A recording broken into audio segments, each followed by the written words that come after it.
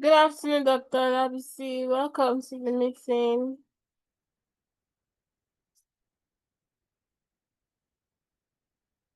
Hello.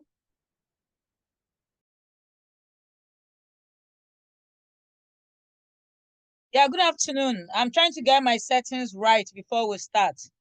Oh, okay, ma.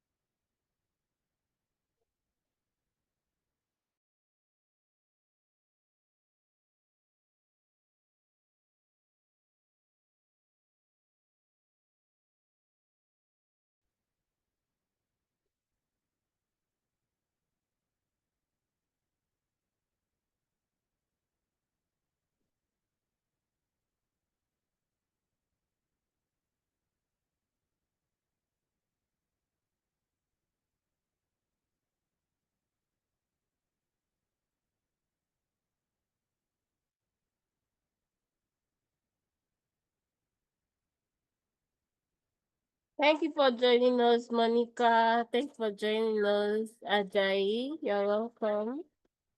Thank you very much. Thank you. Is that Jenny?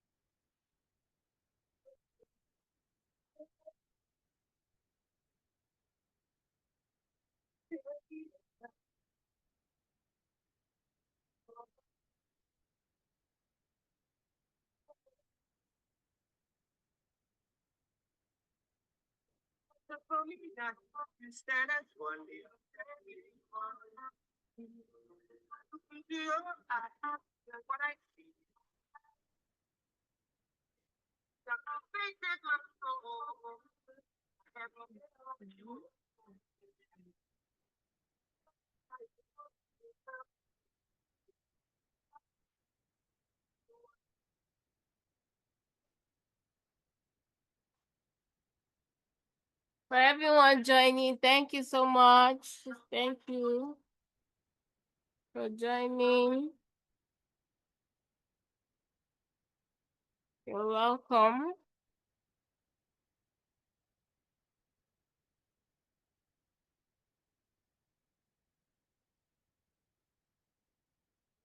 Okay, so we are waiting for more people to join so that we can start. Thank you.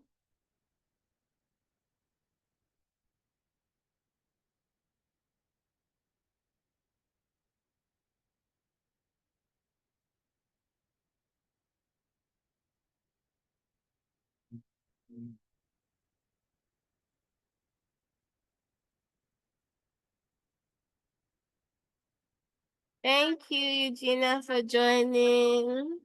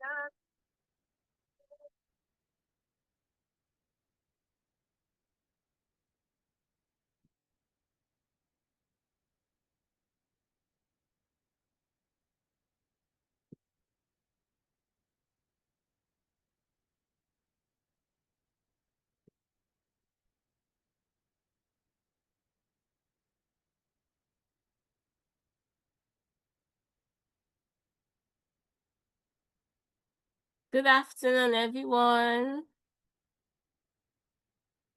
I don't know, please, if you can hear me, can you just indicate? Good afternoon. Yes, we can hear you. Good Okay. afternoon. Welcome to the WIFPSA Women's Health Month virtual event. We're truly honored to have you all join us today. So to kickstart, I'm going to be introducing the host, Miss Nena West. So she'll take over. Miss Nena West is the Chief Operating Officer at Clavia, a leading health tech company transforming access to care across Africa. With over a decade of experience in operations, business development, and brand management, she's known for delivering scalable solutions that drive growth, improve performance, and enhance customer experience. So she's going to be taking over now. You're welcome, Ms. Nena West. Thank you. Thank you so much. Thank you. Can everyone hear me? Kindly confirm that you can hear me. You can put an yes. Yeah, there is a part that shows react. So you can just put a heart emoji. You can put anything just to react that you can hear me. Awesome, awesome. I can see that there are a lot of emojis going up. Thank you, ladies. Thank you, ladies. It's so good to have you here. I mean, it's a Saturday afternoon. Any of us could have been anywhere doing any other thing. So I'll just give an opening remark, and then I would invite our keynote speaker to, take the stage and hit this back home.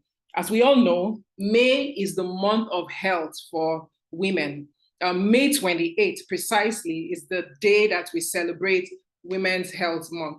And, at WIFPSA, we do not take anything that has to do with women for granted. So we decided to have this virtual event where we're going to be doing a lot of education, a lot of chatting, but above all, we want this particular event to be more conversational, where you can ask questions and you would learn. Living here, really beautiful. So I am really amazed with the turnout. I know that a lot of people will still join. And seriously, my heart is full right now, right, to welcome you to this event, Her Health, Her Power. And thank you for choosing to spend your Saturday afternoon with us again.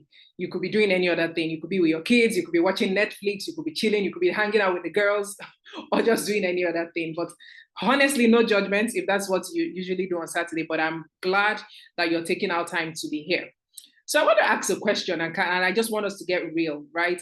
How many of us have Googled any symptoms that we've experienced in the past? Or I'll just give an example. You're lately, you've not been able to sleep, you have insomnia, and then you're awake by 2 a.m. and you're wondering, I've been tired a lot lately. Why am I tired? How many of us have done that? I mean, there's the emoji part as well. I would just love us to put an emoji, just something, raise your hands, a heart. I've done that. You can give a thumbs up. This is something that I've done. I've felt some way before, and I've gone to Google my symptoms. How many of us have done that? I know that a lot of us have done that, right? At 2 a.m., we're awake, Googling our symptoms, and simultaneously, we're also planning every other person's life, right? We're planning how our kids are going to prep for school the next day. If you're mothers, if you are not a mother, you're planning, oh my God, I have to achieve this at my place of work, or I need to get this out of the way. You're also planning that, right? So here's the thing. We're incredible at taking care of everyone around us. We remember our kids' vaccination schedules. We remember our partner's favorite coffee order, what we need to get for them for breakfast. We remember our mom's medication, our parents, especially for those that have aged parents. We remember every other thing, but ourselves.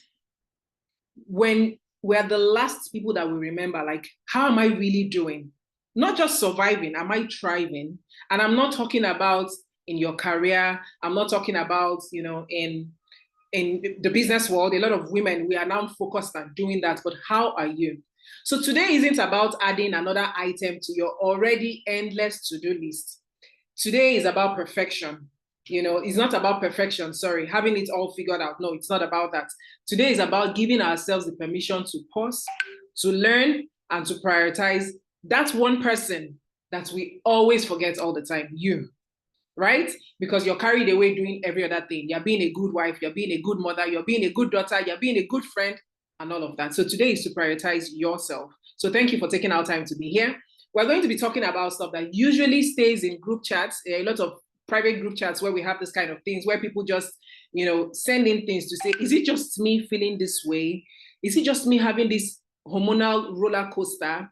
You know, the stress we carry on our shoulders, the way we put every other person's need before us, even those mysterious symptoms that we stay awake Googling at night, we are going to be addressing them today. And trust me when I say this is a safe space. We have professionals that are here. Most of the people on the panelists are gynecologists. The doctor delivering our keynote speech is a gynecologist as well. So we are talking about professionals. So feel free, we're going to have a Q&A session where you would ask all the questions that you have. So I can tell you right now, you can grab a drink, grab a bottle of water, just grab something, get comfortable, and let's create a space where we can completely be honest about our health journey, right? Because your health translates to every other thing. If you have good health, you have wealth. People say health is wealth. If you have good health, I mean, you can live to see tomorrow and plan to make all the millions, buy all the bands, and do every other thing that you want to have. So I would say we are reclaiming our power, and we're going to, you know, make this very conversational. So please welcome and then feel relaxed. Kindly put an emoji as well. I like to have those emojis, especially when I'm having virtual events, just to make sure that people are following through. So kindly put an emoji. If you're following through, you can put a heart, you can put a thumbs up, you can put a like, anything that you want. So thank you so much for being here. And on that note, I'm going to be welcoming our keynote speaker. Yes, our keynote speaker. I'm trying to pull up her profile so that I would read from, you know, the profile that we have here. She's an exceptional lady. I'm sure that a lot of people might even know her with the work that she does in the space, in the health space, in the community space, just ensuring that people have access to quality healthcare. So give me a few minutes while I pull up her. Or then I feel like the host can also share a screen about her bio, and then while I read that, and every other person can follow as well. Do we have that up? I'm talking, yeah, the community manager. Is it possible for you to share? Cynthia, right? I hope I'm correct. Please forgive me if I if I missed your name.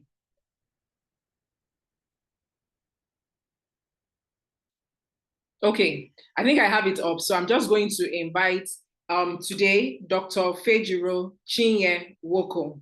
She is a global health leader and the CEO of NSSF. Dr. Fejiro is a medical doctor.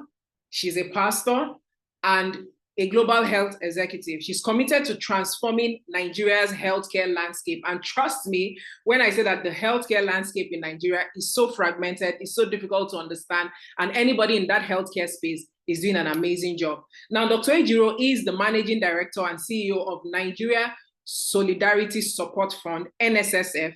She has led impactful health programs, secured $10 million in funding, and built strategic partnerships nationwide. She has a master in global health policy from the London School of Hygiene and Tropical Medicine. She is an executive. She also has an executive education from Harvard Business School, Lagos Business School, and ESSAID, where she got her executive MBA. And she combines her medical expertise with visionary leadership. She currently leads a bold initiative to mobilize 1 million Nigerian youth for health advocacy and data-driven change. And today, she's going to be speaking on the topic, prioritizing her health. I can say prioritizing your health because I'm sure that most people we have here are ladies. And if we have any man here, please welcome. Do not feel ashamed, just feel settled because we're talking about your health. You can pass this on to your wife, your girlfriend, and all of that. And she's going to talk about the silent struggle of hormonal and reproductive wellness. Please put your hands together as we welcome Dr. Fejiro Chinye-Nwoko to give us the keynote speech. You can put an emoji, you can clap. I mean, there's a way to virtual clap. Just put your hands together while she takes the stage. Thank you, ladies. Thank you.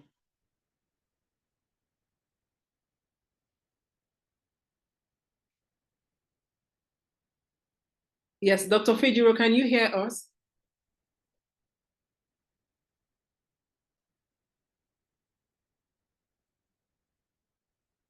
Hello? Okay, can anyone just confirm that you can hear me with an emoji, please? I would appreciate that. Let me be sure the network glitch is not from my end. Awesome. Okay, I see a lot of thumbs up. So thank you, ladies. Thank you. Thank you. Yeah, just let's send Dr. Fejiro a message to be sure that she's not having any network glitch as well. I mean, we can't control how the internet is, but we'll try our best to ensure that everything goes smoothly. Yes. So please give us a few minutes while we get Dr. Fejiro on stage.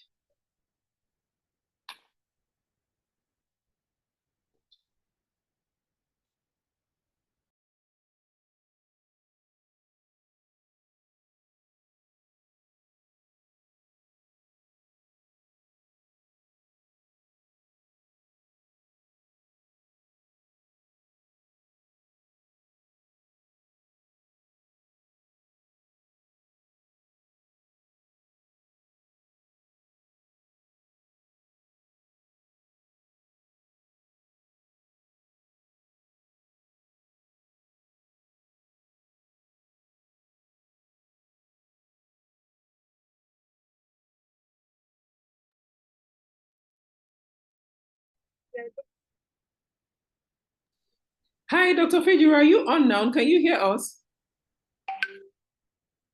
Hello? Oof.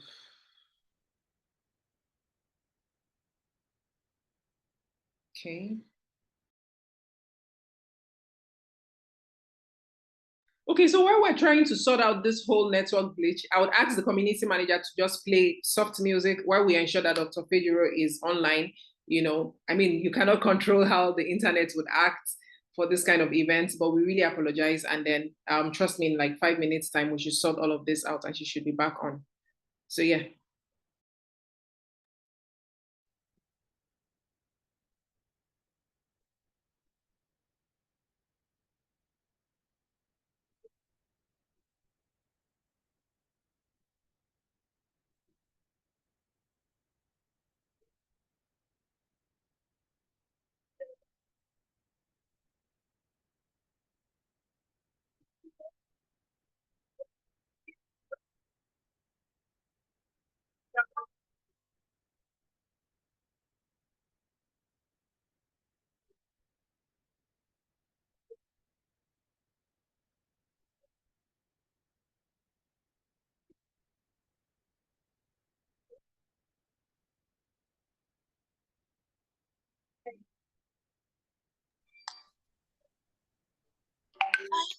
stranger to the dark. Hide away, they say, 'cause we don't want your broken parts. I've learned to be ashamed of all the scars. Run away, they say, no one will love you as you are. But I won't let them break me down to dust. I know that there's a place for us.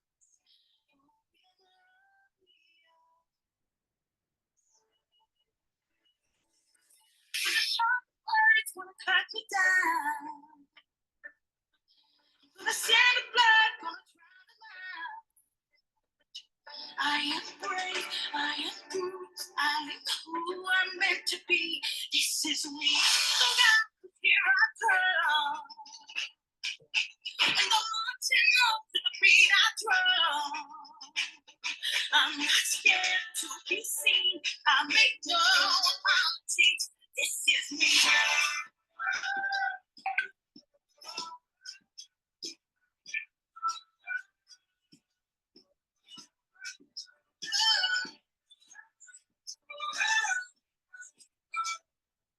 Another time, it's my spirit. Today, I won't let the streets lead us. We are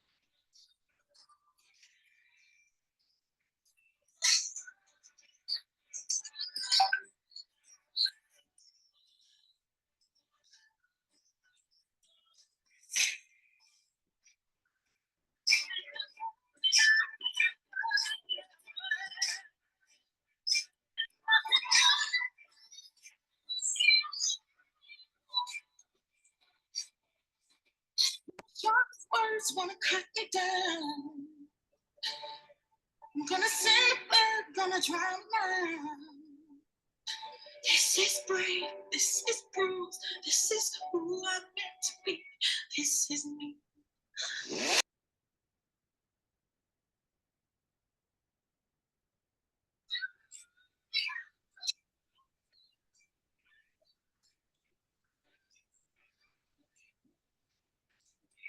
This is me.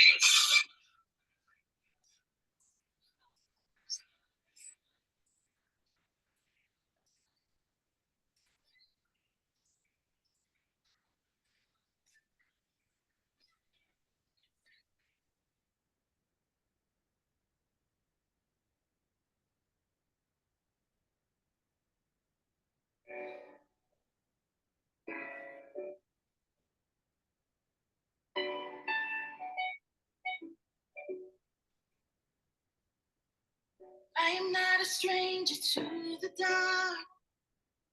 Hide away, they say, 'cause we don't want your broken parts. I've learned to be ashamed of all. So I have one thing to say while we are waiting for Dr. Fejiro, right?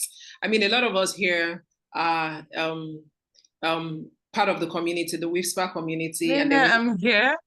oh, you're I've here. been here. Welcome, Dr. Fejiro. We've been waiting for you. Yes, I mean, I think we can go back. We can get back on track. She's here now. We already welcomed you when the network threw you off. And everybody gave an emoji. We clapped and all of that. But I think we just had to wait a bit. So I guess we can jump right into your session and then we can proceed. So yes, everybody just put an emoji. Let's welcome Dr. Fejiro back. I know how the network issues can be in Nigeria, but I mean, let's encourage her so that we can kick this off. So welcome over to you, Dr. Fejiro. You're muted. You can hear me, right? Awesome. We can hear you now. Please take it away. Okay. Okay, great. Thank you for having me. Good afternoon, everyone. Good afternoon. Hope my sound is good. Yes, your sound is perfect. Okay, great. And you can see my screen. Yes, we can. Okay, great. So I hope we are having a good Saturday. Since I'm sharing my screen, I may not be able to see chats. Just wanted to know how everyone was doing, and I'm sure that we're doing well. Okay, so we go to prioritizing our health. How to prioritize your health, what navigating hormonal and reproductive wellness in a demanding world. That's the conversation for today. Okay, so you've heard about who I am, so not to take you back. I'm a medical doctor, but now I play more in the global health space. And I run an NGO as well, so I'm in business management. Yes, that's if I want to say myself in a nutshell. That's where I am. Of course, I have a private life, which I'll be referring to as this conversation go. But this is my professional self. I don't know if you can help me with the poll one. I have a couple of polls because I love my sessions to be interactive. The admin is supposed to help me with the poll. Is it up?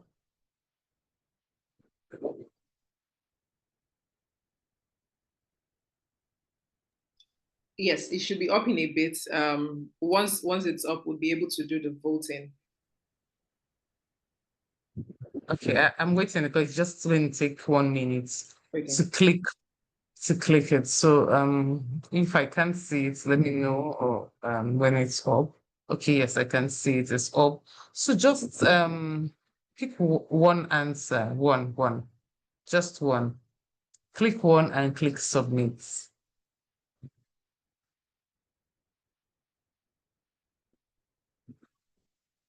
The list, just one of it. How are we doing? Are we taking the poll? Can you see back end if Oh, people are yes. taking the poll?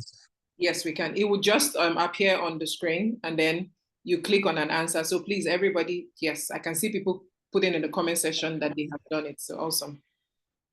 Okay, great. Okay, so if we're done, then we'll just give you 30 seconds.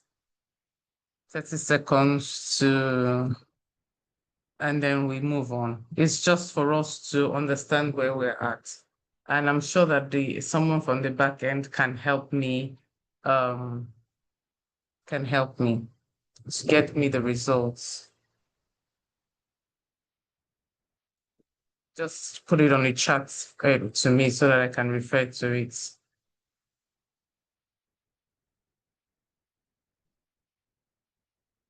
Okay, great. So I think we can end the poll. So it doesn't take a lot of our time. Can we end the poll? Great. So why? Okay, I can see it here. Sleep cycles, hormones, hormones and sleep cycles scoring on the top of the list. So we understand reproductive health and mental wellness, nutrition better. I guess because a lot of people are talking about this now. So you have a lot of fitness coach, you have a lot of mental health awareness, reproductive health. Yeah, but very little about hormones and sleep cycles. So I understand that. Okay, so my slides are frozen. Maybe I would have to reshare again. Sorry about that.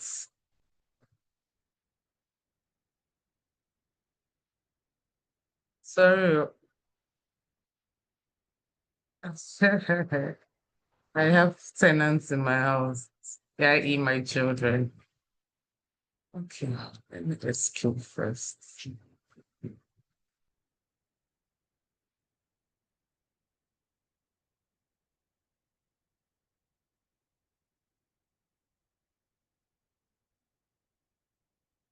Is everybody still with me? I'm. So we're here. We can see you, Dr. Okay. Fejiro. We can Yes. see you, but your screen, no, we can't see your screen anymore. Yeah, the screen froze. Okay. So Yes, we can see it okay, now. so I'll put it back on slideshow now. Awesome. Okay. Okay, great. So why is this topic important? Because I know that at least the poll has shown that we have little idea about hormonal health and how that affects our overall body. So 80% of women in high stress roles, I know that we are in sales, pharmaceutical and FMCG, right? I'm correct. So we are already in high stress roles. 80% of women in high stress roles have hormonal imbalance. So if we're 30 in this group, 80% of that is what? So who are the 20% that don't have? We just for you to reflect on what I'm saying. 3 in 5 women delay addressing symptoms until they affect until the symptoms start affecting fertility and mental health. Usually people will not go into the hospitals or seek help until there is either a reproductive problem or a mental health problem, right? So because they will ignore symptoms of their health until there is a problem, right? So that is actually an issue. Hormones shape our performance.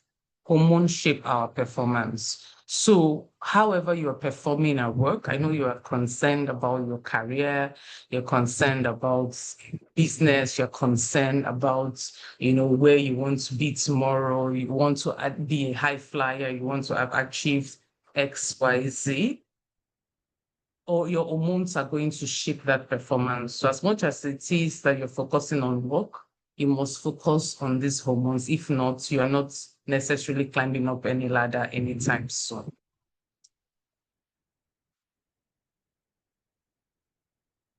That's why this thing keeps freezing.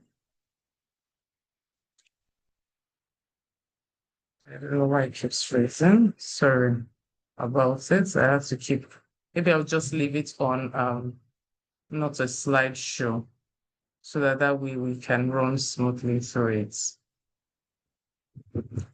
Apologies for the technology glitches. Okay, so I just leave it like this so we can run through. Okay, so what are hormones? We've said that hormones will shape your performance, would affect how your performance are. So what are hormones? They are chemical messengers that control body systems. So they are messengers. I think the key thing you need to know is that they're messengers, meaning that they will be conveying a message, right? So messengers convey a message. So they are chemicals that convey a message that either all is well or all is not well. They're produced by glands, and by glands we mean glands such as your ovaries, your thyroid, your brain, your pancreas. Regulating, there are two main type of hormones we'll take today, regulating hormones and reproductive hormones. So for regulating hormones, what are regulating hormones? So we're going to look at 4 different types of regulating hormones. There is the mood regulating hormones, there's the energy regulating hormones, the weight regulating hormones, and the sleep regulating hormones. The names already tell you what they do, right? So we're not into biology class, but I'll try and explain to you in a very simple form. And this is not a medical consultation, right? So this is just an enlightenment session. So a mood regulating hormone regulates your emotions and your motivation, right? So how you perceive, how you're joyful, how you're upbeat, how your countenance is. That's what a mood regulating hormone does. So there are several types. There's the serotonin. I'm sure you will hear about that from exercise coaches. There's dopamine, there's oxytocin. And then imbalance, because we're here because the hormones are either you are having less of it or too much of it. So either less or too much is an imbalance. right? So the messenger is already signaling something if it's too low or it's too high. So an imbalance of any of these mood regulating hormones that are supposed to give you like the joy, the excitement, the motivation. If it's too low, if your serotonin or your dopamine is too low, you start suffering from anxiety, you start having things like depression or irritability. So, and most of the time we'll overlook this and say, okay, it's probably burnout, it's probably overwork, I'm stressed at work, and all of that. But this is also is a sign of an hormonal imbalance going on in your body. But we just shove it off that maybe I need a vacation or we try and cover it up with other things. So we need to be sure that whatever anxiety and depression we're feeling is not from our hormones. The energy regulating hormones, some of them are cortisol, insulin, and thyroid. What does energy regulating hormones do? They give you the energy for your daily life. So they increase your metabolism so that you have enough ATP, which is the energy you use to live your daily life, right? So when your cortisol is too low, you are always fatigued. When your cortisol is very low, you are fatigued. Insulin converts, we know insulin converts sugar to a way that we can absorb it and use that energy, right? So if your insulin is too low or if you have insulin resistance, you would not have enough glucose in your body for that your body can use, right? Your sugar level is high, but your glucose is very low, that it's converted to energy. And you have things like belly fat. Thyroid gland is for metabolism. So if you have hyperthyroidism, you're probably overactive. You are probably losing so much weight. You're having weight loss. And then you can't just get to sleep at night. You are hyperactive in the day, in the night. But if your thyroid is under secreting, then you are having things like sluggishness and all of that. All of this, and of course, cortisol, which is supposed to be a hormone that is released to address emergencies, right? If it's high continuously, then you go into chronic stress. So it is good because it's a panic hormone, right? So if there is panic, you have enough energy to get out of that emergency. But it is supposed to come down. But if it's continuously high, so if you have continuous deadlines, you have work that is giving you a continuous high where you are always under pressure to meet deadlines, you're always under pressure to meet deliverables, then that's probably your cortisol will get high on a sustained basis, and that leads to chronic stress. Weight regulating hormones, we have leptin and ghrelin. So what these do is to tell your body, again, they are messengers, to tell your body that you are either hungry or you are full, right? So if it is too high, it tells your body that you're hungry all the time. So you are constant hunger. So you are eating a lot, you are always eating, and that can affect your sleep, that can make you gain weight. If it's too low, then you don't know when you're hungry at all, and then you're probably going into you're losing weight. You are going into malnutrition because you don't have enough leptin. Ghrelin is the satiety hormone that tells you that you are satisfied. So if you don't have that, if it's too low, then you are going every time that you're not satisfied, whereas it's the hormones. Sleep regulating hormone is melatonin. Melatonin, what it does, it's released in the dark, and it is inhibited by blue lights. So the light from our laptops, our phone inhibits melatonin, whereas darkness increases the release of melatonin in our body, right? So that puts you in the sleep mode. But if you are probably with your phone on the bed and then you're complaining of insomnia, you know what you are doing, right? You are inhibiting melatonin from increasing, and so you are not able to fall asleep. Imbalance of this would lead to insomnia, right? So let's go to reproductive hormones. The estrogen, it's common reproductive hormone. It's not just for reproduction. It's for skin health. It's for bone health. It's for brain health. I said that hormones are important because they affect your performance at work. So if for any reason you are underperforming at work, or you are in some form of emotional outburst at work, you're not coping emotionally, it could be your hormones that are everywhere, right? So it's for skincare, bone health, brain health, and for your cycle, right? So if your estrogens are very high, so your estrogen normal, they will give you that supple skin. If it's too high, you can begin to have, or too low, you can begin to have irregular periods, dryness, vaginal dryness, and low libido, especially if it's very low.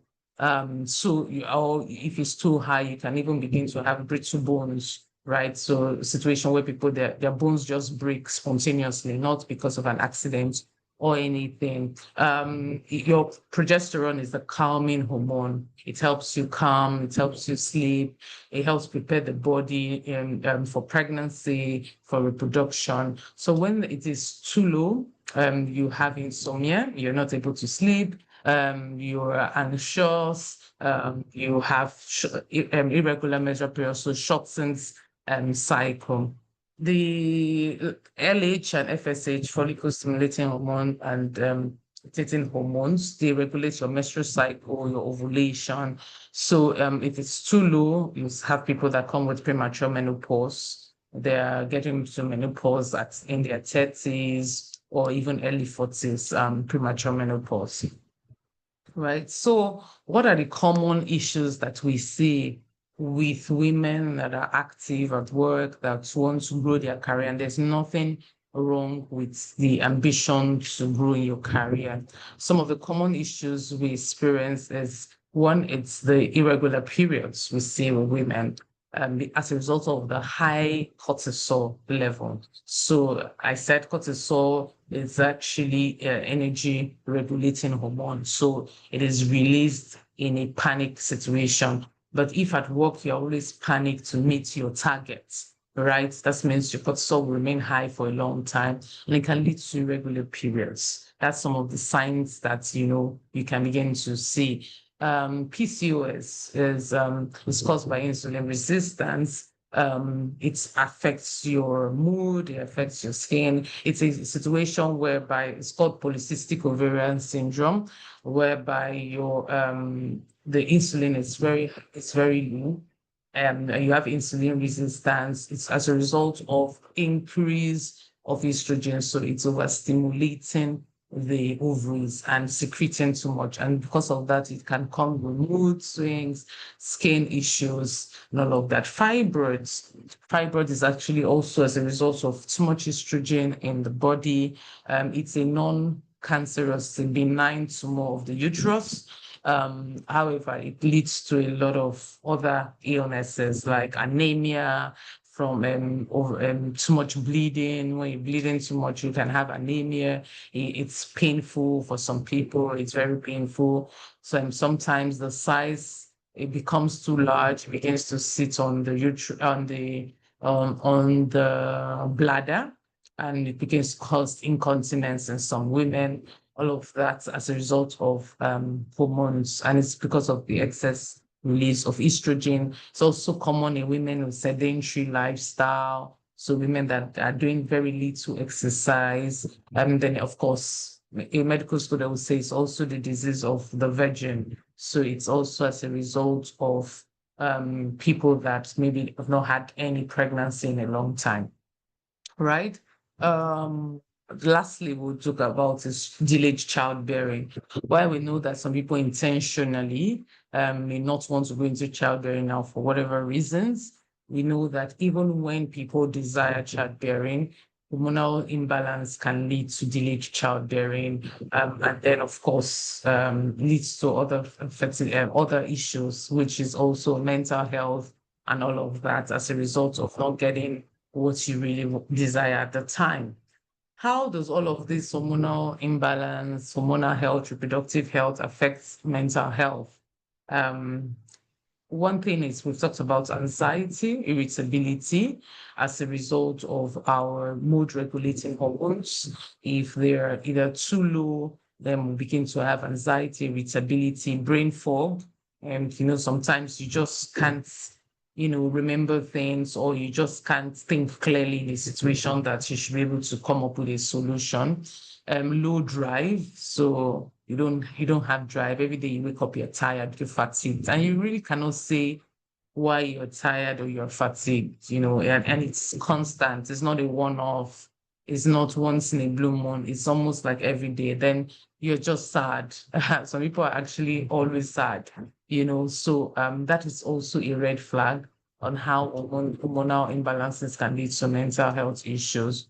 It can also mimic burnout. I've said this before, and depression. So sometimes what we're calling depression can be treated with hormonal regulation. So if you're, I know a lot of treatment for depression, they will tell you to start to do a lot of exercise just to increase your serotonin levels, your dopamine levels, so that you are more joyful. And just, your mood is lighter. So it mimics it. And then, of course, recognizing these signals on time reduces the emotional toll on you and for people that you love. Okay, I actually was going to animate, I had actually animated the slides, but since this thing is seasoned today, how do we combat hormonal chaos? One way is lifestyle modification. And I know that everybody sings lifestyle modification, and very few people actually take time to modify their lifestyle. But we'll get to one way that is easy to stay constant or stay dedicated to stay motivated through lifestyle modification. Lifestyle modification we're talking about is diet. So what are you eating? And like I said, it's not a weight loss class. Eat foods that are high in anti-inflammatory is what I'm going to say. It's not a nutrition class either. Eat food high in anti-inflammatory, because anti-inflammatory food help to regulate your hormones. So foods like the berries, strawberries, blueberries, the berry foods are high in anti-inflammatory. Of course, sugar is an inflammatory agent. So if you eat a lot of sugar, you would have inflammation in your guts and in every part of your body. So that should just tell you what you shouldn't eat. Exercise. We talk about exercise, how important it is. You have to make up your mind what you can do. But I know that for women that are in high stress environments, cardio is not enough. Strength training. So we always recommend strength training. Strength training just means weightlifting correctly for a period of time, not just you just do carrying dumbbells 2 times and drop it and say you've lifted weight. At least 30 minutes, 20 minutes.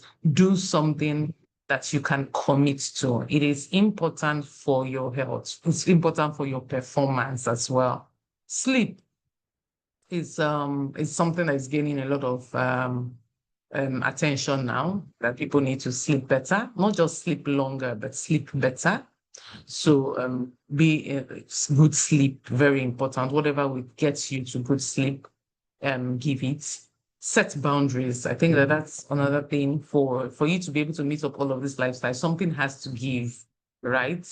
Probably you leave for work early, so you come back and you may have to do it in the evening. So that may be your Netflix time. Something must give. Set boundaries at work as well. As much as we want to give above and beyond, there should be certain times that you leave out for yourself.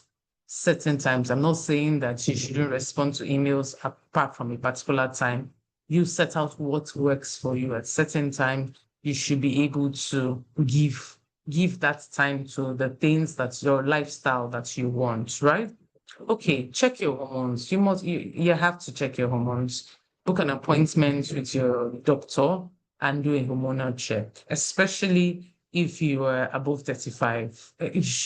You should actually have your annual check that consists of your hormonal check. Some annual checks don't have hormonal, so you may have to pay out of pocket for that. So check your hormones. But I only put lifestyle before checking your hormones. There's no need having a report card that is going to say bad things. You may as well just start changing your diet, your sleep, your exercise now.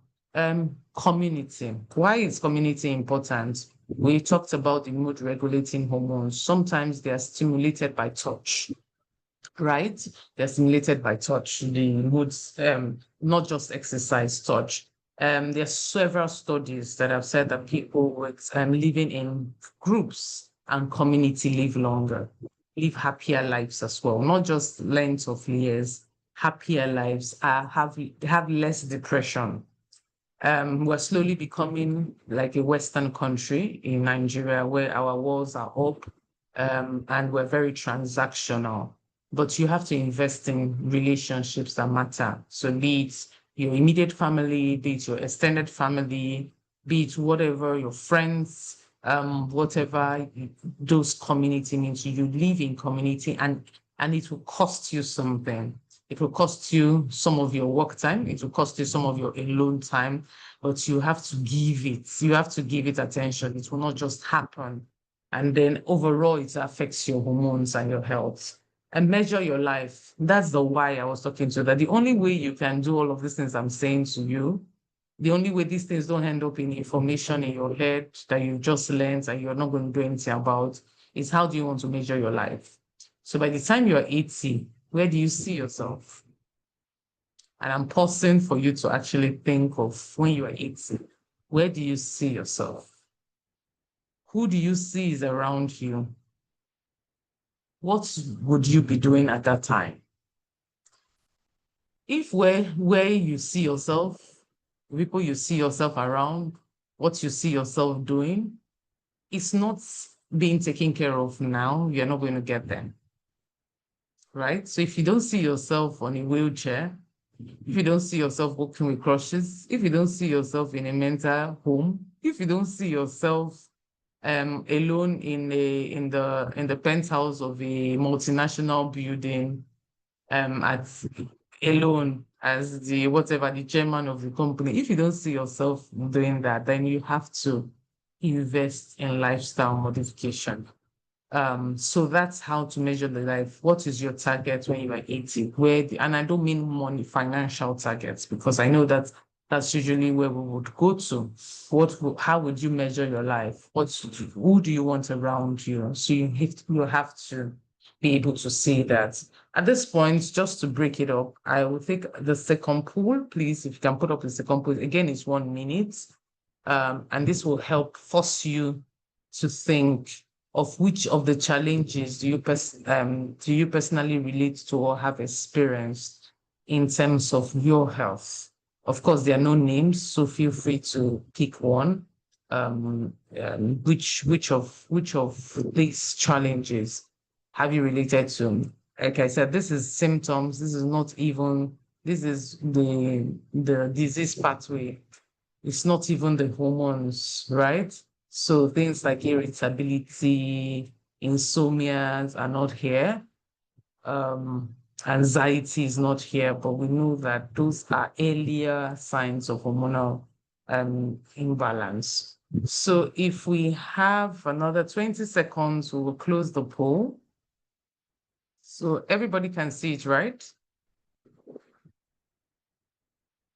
Everybody can see it? Yes, we see the poll. We can see Okay, great. So I think we can end the poll now. Everybody should have clicked one and submitted. Let's end the poll so that we can move on. Okay, I didn't see any results. Slides are frozen again. Okay. Okay. Irregular periods is high. Followed by PCOS fibroid. Okay, great. This is just to force you to think about how to take this conversation, what to do with this information. If it's going to end up as information, or you're going to, see your doctor and book an appointment, start to modify your lifestyle after now. So that is what it is. And it's also to bring to fore that what we are saying is not far from all of us. It's in the room here. Of course, we would have quick Q&A that we can take some more questions on that. How do you want to measure your life? Again, I'll just put this in a slideshow. There is a book, How Do You Want to Measure Your Life? It is by Christine Sen. He wrote this book when he had managed this company for several years, and I think he was suffering from cancer. It's a while I read this book. He was suffering from cancer, and he had to try to understand the dichotomy between business success and personal life success. And it's suggesting that you live with integrity, love those around you, and use your gifts to serve others. It's someone that, as a Harvard professor, if he can tell you this and is dying bed, he wrote this book urgently because I'm sure he didn't know how long he had to live. It's just to say that at whatever level of your career you are in, these are sort of the sort of way your targets should be. Living in integrity means that you're true to your values and you stay true to them. Stand for something and stand for it clearly. Let everybody be able to say that when they call Nina, if it's on this matter, Nina is going to be on the right side or on the left side. You shouldn't be ambiguous at this stage of your life. You should stand for something and live by it. Love those around you. Your colleagues are not your enemies. As much as everybody's trying to climb on the same ladder, they're not your enemies. You're not going to be there with them forever. Give yourself 10 more years. You guys may have parted ways. So while you are there, you may as well spread love. You spend most of your time at work after all, so you may as well spread love. Use your gift to serve others. Don't be too focused on targets that you ignore other people's, especially in your area of your gifting. There are some people that are natural counselors. So in the office, they are counseling instead of doing their sales job. Do that counseling while you do your sales job. Those things give your life more meaning. I'm a Christian, and I anchor a lot of my life principles from the scripture. And 3 John 1:2 says that God, this is Jesus saying that he wishes above all things that we prosper, we be in health, even as our soul prosper. Meaning that our prosperity and our health is very dependent on our soul prospering, right? So you must take care of that soul. And where is your soul? The soul is where your mindset is. It's where your seat of your intellect is. It's where everything that you meditate on is. So meditate on the right things, and your health will actually also go in that direction. Don't always see things from a pessimistic point of view. Have hope. See things from a hope perspective. That also affects it. It releases serotonin. People that just always see the good side of everything, see the opportunity instead of the challenge. They are always joyful, and definitely good things also come to them. So you want to be that kind of person, that your mindset is not always danger, darkness, pain. Your mindset is love, is helping one another. There's a love, is showing up for people. Your mindset is giving, to everyone around you, not just people on the streets. And that's it. So finally, we'll take the last poll, the third poll, and then this will be that's the last poll for you, and it's just to force you to say what sort of actions do you want to take. Yes. So what sort of shift? And a professor of mine recently said that when you want to make changes, start with one change, one small change. The likelihood of you sustaining that one small change is faster than doing a total overhaul of your life, except of course you have a life or death situation at your hand. So, a situation where the doctor will say either you do this or something is going to happen to you in the next month. But other than that, one small change that you can commit to, and that you can think of your why, think of your future, think of how you want to measure your life. And every time you want to derail from that commitment, you remember that at 80, this is what I want to be. This is where I want to be. And this commitment, this list is not exhaustive, right? Digital boundary is very healthy. It's one way that we have a lot of pressures. Most of our pressure right now in this digital age doesn't just come from your job alone. It comes from comparison with your contemporaries on social media, your contemporaries, quote and unquote. So digital boundaries, sometimes if you feel like it's not healthy for you to be on LinkedIn, don't be on LinkedIn. So you don't die before your time. So digital boundaries are important. Like I said, living in community is also important. It's not here, but it can be a small shift. So I think we can end the poll now. And let's see what we have. Yes, drinking more water. That's a good one, but you have to measure what more is, right? So you probably have to have those jugs that has liters so you can measure what you're drinking. Because if you say you're drinking more water, you in your mind, you may trick yourself that you're drinking more if you don't measure it. So measure it. Movements. I recommend 30 minutes of movement at least 3 times a week. And if you can move during work, move during work.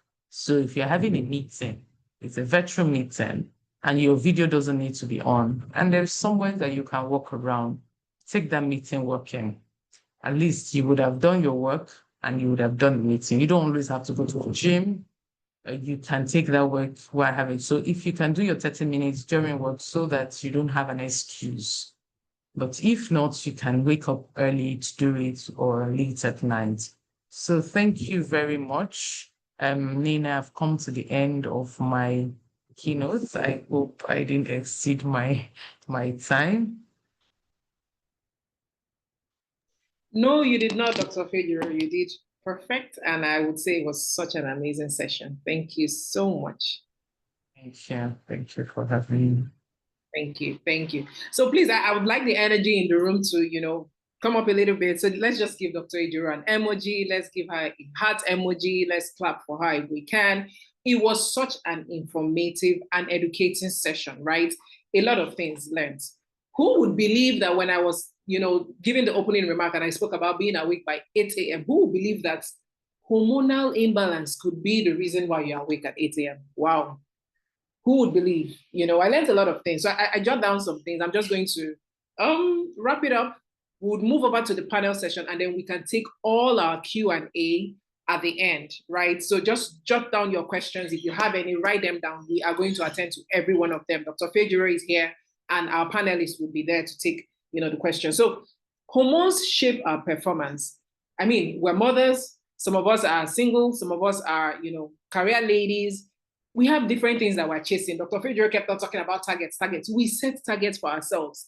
The other time I was speaking to my dad, and my dad said a standard has been set, and I asked him, who sets the standard? We end up putting ourselves under a lot of pressure, and it's a lot. Now, you're not hitting those targets. You're not being, you're not performing optimally, and you're wondering what's happening. It could be hormonal imbalance. So hormones shapes our performance.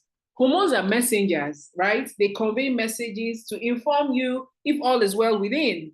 If you're not sleeping well, guys, you might have hormonal imbalance or something. If you're not feeding well, if you're having mental issues, depression, it could be some form of hormonal imbalance. I mean, this session was really packed, and there are different types. So I just want to make it interactive. I want us to list 3 types of hormones she mentioned today. She mentioned a lot. So you can unmute. You can put it in the chat session if you're okay with it. And then that would be, the way we'd wrap up the session. And I would now introduce the moderator for the panelists for the panel session. So 3 types of hormone. I'm in the chat, and if you can unmute, please feel free to mention. But I'm sure we're leaving here with something that we have learned today. Just 3 types. And if possible, you can tell us what it is. 3 types. Anybody, if you're if you feel like you want to speak, please raise your hands or just unmute and then say something. Anyone? Like I said, the session is going to be conversational. It's going to be interactive. I want people to follow, right? I'm going to the chat. I don't see I don't see any. Okay, so I see someone with anxiety, insomnia in the chat session. Yes, it could be because of hormonal imbalance. Yeah. And I think Dr. Fejiro even took it a little further. She actually specified the kind of hormones that are causing these things, right? She specified the kind of hormones. I wrote some down: cortisol, dopamine, insulin, thyroid. These are things that you might want to know. I mean, even if you're not a medical doctor, even if you're not in the health space, but you might need to know these things so that you understand when your doctor is telling you, oh, you have PCOS, what's the cause of it, right? And all of that. So it looks like nobody wants to speak. In the chat session, I see something. Someone says regulatory hormones, reproductive. Thank you so much, Olabisi. Thank you so much. You were listening. If this was like in secondary school or in primary school now, we tell everybody to put our hands together for her, clap for your fellow students and all of that. But yes, thank you so much. I don't want to delay this because we have roughly an hour to round this up. I would be welcoming the moderator for the panel session. Her name is Jennifer Esiaba. She is the founder and CEO of Miriam Gray Pharmacy. She's a licensed pharmacist and a health tech entrepreneur with over a decade of experience in pharmacy practice, digital health systems, and team leadership. And she is a safe, agile practitioner. Her expertise spans from cybersecurity to AI in healthcare and product design, giving her the tools to bridge clinical practice with secure tech-enabled service delivery system.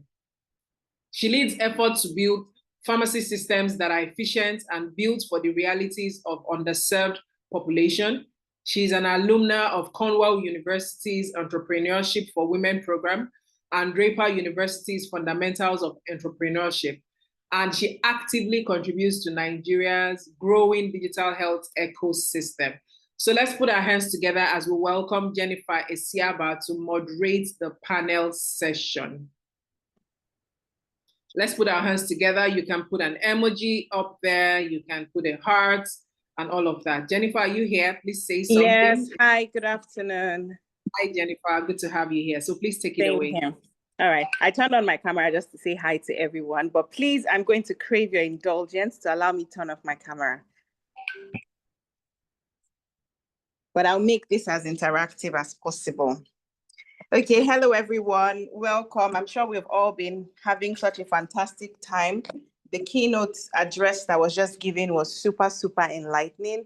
I actually learned so much and thank you so much. The hosting has been quite amazing. Thank you so much, Nana.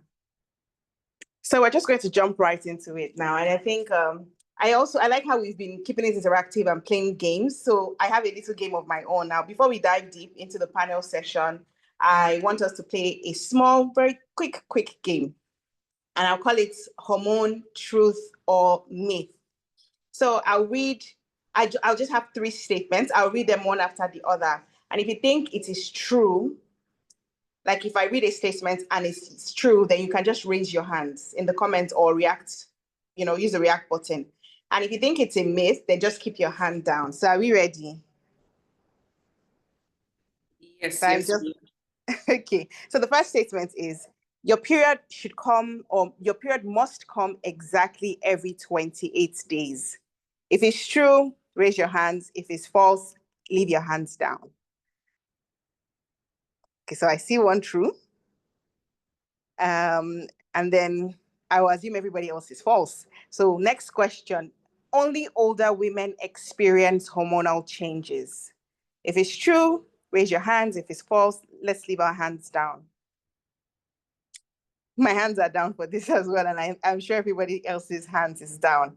Okay, so last question is, stress can mess with your cycle. If it's true, raise your hands. If it's false, keep your hands down. Yep, the hands are going up. Okay, so fantastic. It means we're all following the session. So thank you. I hope you enjoyed that game as well. All right, so that's nice. So we can all see that hormones are already, stirring things up today. So let's get into the real talk that we have and, join our amazing panel session. This session is titled Balancing Wellness. And I want to welcome everyone once again to today's session. And this is one part of the program that I'm super, super excited about, because we're not just going to be talking about health in theory. We're speaking about how it shows up every day in our bodies, our work days, our everyday lives, how our health expresses and manifests itself. So we're going to be diving into real stories about stress, hormones, habits, and how all of us women can stay grounded through it all. And men as well, how you can help your partners and family, female family and friends stay grounded through it all. So let's meet our amazing powerhouse panelists today. We have Dr. Olabisi Olarinwaju. Please, can we use the react button and just clap as I mention their names? So we have Dr. Olabisi Olarinwaju. She's a consultant gynecologist. And then we have Dr. Karen Amanaimpong. She's a public health expert. We equally have Dr. Kiva Chris Amusan, who's a women's health advocate. Please, can we give them a round of applause and, encourage them as they're here to teach all of us today. I can already see the claps. Thank you so much. Thank you all for being here. So let's proceed. So firstly, my first question goes to Dr. Karen. Hi, Dr. Karen, are you here? Hi, I'm here. Good afternoon, everyone, and greetings from Ghana. Hi, welcome. Okay, so my first question would be, can you tell us what one major myth you often hear about women and which women believe about their hormones? And can you also tell us the truth behind it? So generally, myths are widely held, but false beliefs or ideas that people have. And myths are usually tied to our traditions, our cultures, social ideation, things we've heard growing up. And due to the hush-hush nature of our culture, well, it's getting better now, but speaking about things concerning females and women has been swept under the carpet a lot. So because of that, a lot of widely held false beliefs are propagated. One of the myths I've heard, or one of the popular or most common ones, is actually a spin-off to what we are talking about, but in the reverse. So people actually feel like hormonal imbalance is the cause of every single issue that they are having.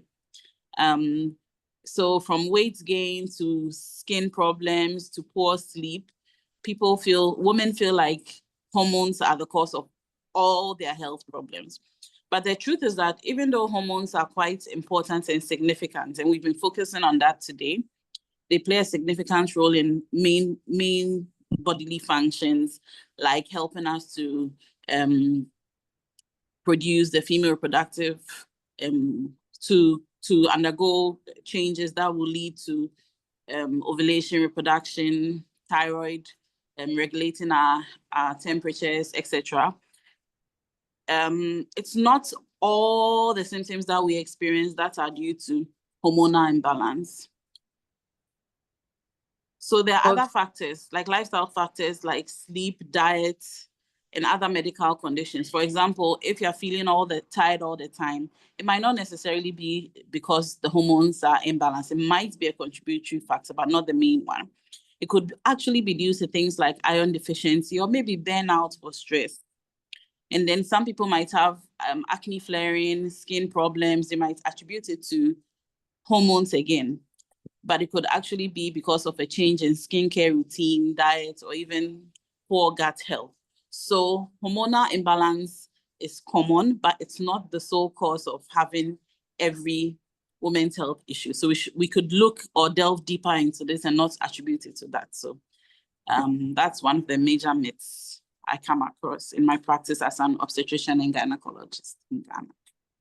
Thank you so much. That's actually a very common myth or misconception that, I would even include myself and say we all have. So let's stay with you, Dr. Karen. PCOS is more common than a lot of people think. Can you please share with us, tell us a little bit of, what early warning signs should women never ignore? So PCOS means polycystic ovarian syndrome, as most of us know.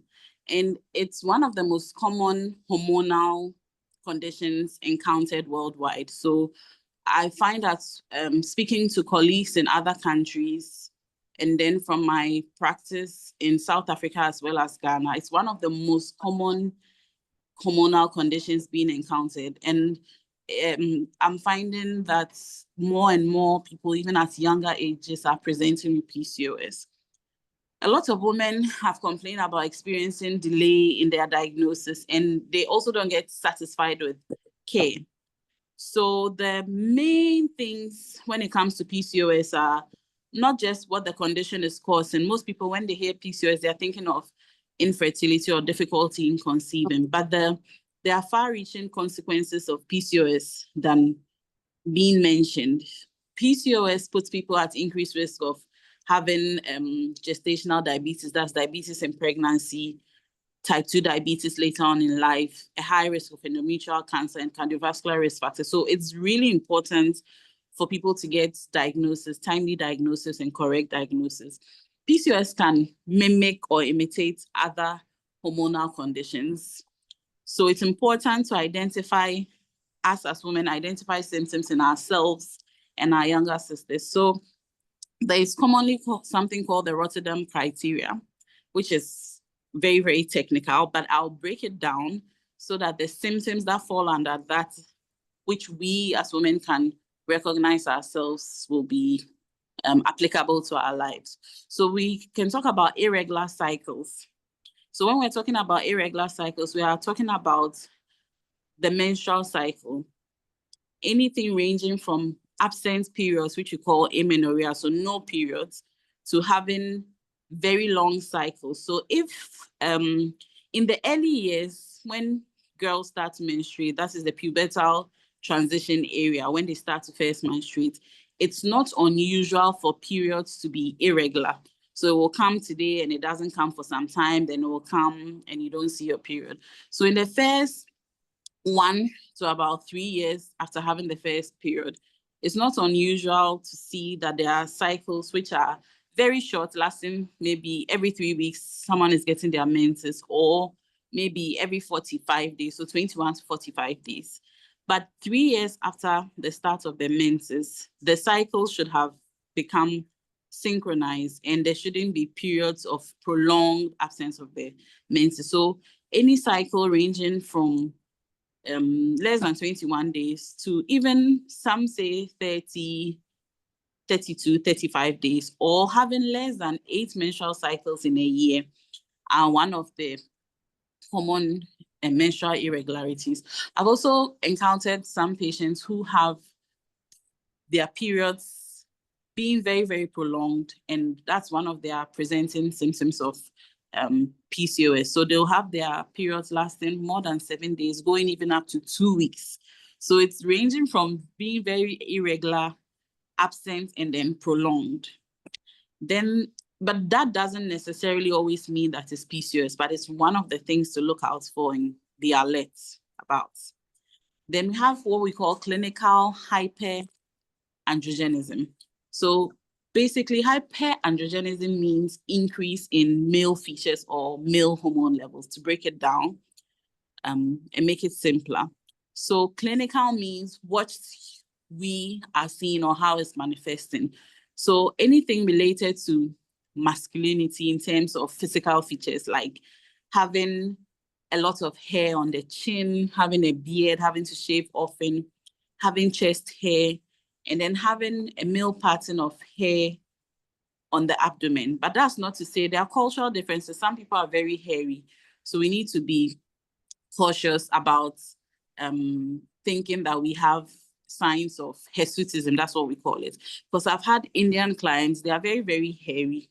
You can't call that, when you check, you realize that that's not actually PCOS, it's just a cultural variation. So they'll have a lot of hair on their chin, their face, their neck, their chest, as well as on the abdomen. So we need to apply cultural variations when we are talking about symptoms of hirsutism. Then there's also a lot of acne. People are plagued with a lot of acne, and that's also one of the signs of PCOS. And then alopecia, which is one of the least talked about ones. So you're a young lady, you realize that you're having bald patches in the center of your hair. Or some people also have it along their hairline. So it's not necessarily because of the traction alopecia from braiding, but they find out that their hairline is actually receding and they're having thinning of the hair along the hairline. So that's also one of the signs to look out for. Then there are other things like acanthosis nigrans, which is like dark velvety patches around the back of the neck, the armpits, and places where they are skinful. So that's also an alerting sign. And it could be related to the impaired handling of glucose or sugars, which come with PCOS. So those are the main things. On ultrasound, one will pick up not always, one might pick up and seeing what we call the polycystic ovaries, which are fluid-filled structures, and that's more technical. And then other people do not realize they have PCOS until they're actually trying to conceive, so difficulty conceiving. So basically, these are some of the symptoms that are related to PCOS. And generally, we should be in sync with our bodies and also note down what our cycles are like, because after studying the cycle for 3 to 6 months, one should be able to pick up any abnormality. So it's very important. I like it when people document what their cycles are like, not just the first day or the start of the cycle, but actually how long the bleeding is lasting, how many days, how heavy it is, are there any variations in the type of flow, the heaviness of the flow, etc. So yeah, that's it for the symptoms. Oh, thank you so much for that. All of these symptoms are sounding very familiar. I don't know if it's only me, but thank you so much. I'm learning so much from you. So we'll move to Dr. Labisi now. Hello, Dr. Labisi. Are you here? Thank you. Yes, I'm here, Jennifer. Okay, hi. Nice to have you here. So my first question for you would be, we know that hormonal shifts often show up in very subtle ways. Can you tell us any sign that should prompt us as women to get checked early? Okay, so Jennifer, let me first of all start on a light note by saying that when you say all the signs or all the symptoms that she mentioned are sounding familiar, that you shouldn't have what we call the medical student syndrome. Yeah. That's something that happens in medical school, where every day that they teach you something new, you begin to wonder, oh, maybe I actually have this. And then another lecturer comes and teaches you something, another thing that is new, and it always seems like it is very familiar. Okay, so that's on a light note. I'm also going to say that I think Nena masquerades at night as a medical doctor, because that introduction that she gave thoroughly encapsulates everything that we're discussing here today. Now, back to my question. I think the thing that we need to recognize is that her bodies are constantly communicating with us. And, and symptoms, just like hormones have been described, are not random. They don't just appear from anywhere. They are messages. The body speaks with us. And what we need to do is to pay attention. And the key really is that we should listen to our bodies when it speaks to us. Every time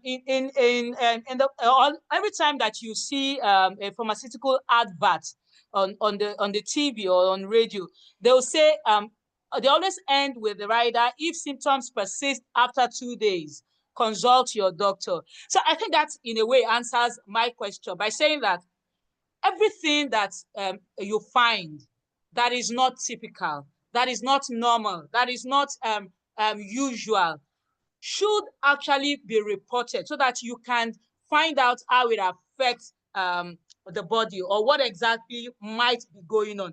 Because like my colleague said, it is not everything that is hormone-based, and things can actually overlap when it comes to health. And it would be good to have these things sorted out. And because we're focusing on hormones today, I like to just divide the woman's health lifetime into 3 groups and quickly touch on a few of the symptoms that there might be. I take it as the prepubertal or early or the adolescent, then the reproductive age group, and the pregnancy period, and then the peri and postmenopausal period. Now, one thing that I want to highlight is the fact that for me personally in my practice, it's always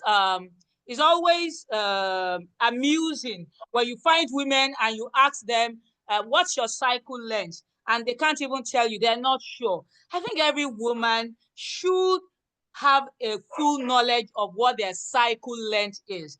With all of the apps that we have, with all of the technology that we have, people should be able to easily record events on their phones, on their devices, and have full knowledge of what their cycle is, so that when you know what your cycle is, it's easy for you to tell when there is a deviation.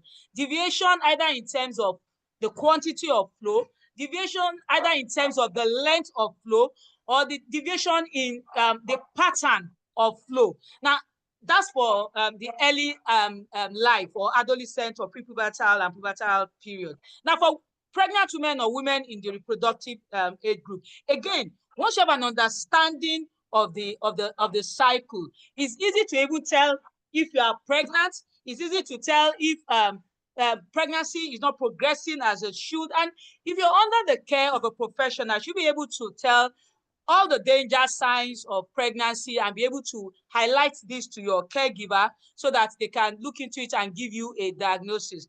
And lastly, I'll just wrap up by saying that for women in the pre-menopausal and menopausal period, a lot of things could be masquerading as menopausal or premenopausal symptoms. But however, most of those things, one needs to highlight them. Things like insomnia, forgetfulness, dryness of the vagina, and these things really should not be suffered in silence. In some of our African culture, some of these things are endured in silence and are not really spoken about. So I think most of these things, when we see them, we should report them, and so that it can be addressed appropriately. Thank you.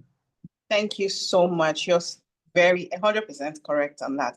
I also wanted to ask, when cycles appear to be irregular or, unpredictable, what is one change? This can either be like a medical change or just a lifestyle modification that you have seen actually truly help women. Okay, so I think the thing to say is that our bodies are entirely a complex interaction of various hormones that interplay with our psychology. And that is why when you have an understanding of the hormones, it is one thing. Another thing is, like the previous speakers have highlighted, even stress, even mood changes can have an impact on the regularity or the predictability of hormones. So we need to actually tease out these things. And lastly, it's important to say that when it comes to the major thing that everybody attributes as hormonal imbalance, I like the fact that my colleague had mentioned earlier that people will say hormonal imbalance for almost everything. However, that's a big name for several things. So, and, when it comes to PCOS, that's the most common thing that people report as hormonal imbalance. One key thing to note is that lifestyle modification is a mainstay of treatment. And interestingly, when you interact or engage patients and you let them know that, oh, really, I'm going to be starting you on these lifestyle changes, diet, exercise, adequate rest, reducing inflammation and all of that. It's almost all the time you get this feedback as though you're not doing anything actively for them, forgetting that with those lifestyle changes, studies have established that even most of the changes or symptoms that you have in PCOS can be controlled. And I personally, in my practice, I have many testimonies of patients who are there to these lifestyle changes and are able to achieve resolution of their symptoms. They have more regular periods. Some of them even get pregnant in this period. So that really should be emphasized. Right. Thank you so much. So we're moving to Dr. Kiva now. Hi, Dr. Kiva. Hello, Jennifer. Hi, welcome to your panel session.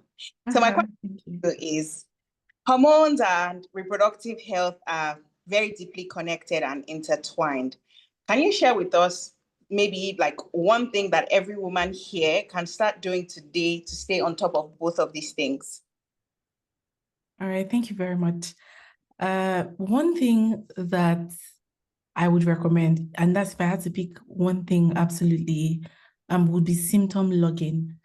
And I think Dr. Olapisi made reference to that when she was speaking. So when we say symptom logging, at the crudest level, it could be having pen and paper or having a diary where you take your pen and log certain things.